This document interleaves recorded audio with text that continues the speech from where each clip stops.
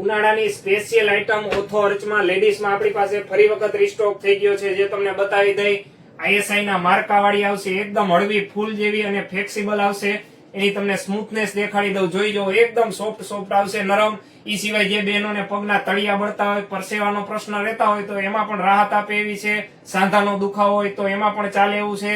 અને જે બહેનોને ફરવા જવું હોય, જાત્રામાં જવું હોય અથવા વેકેશન માટેની બેસ્ટ વસ્તુ રહેવાની છે.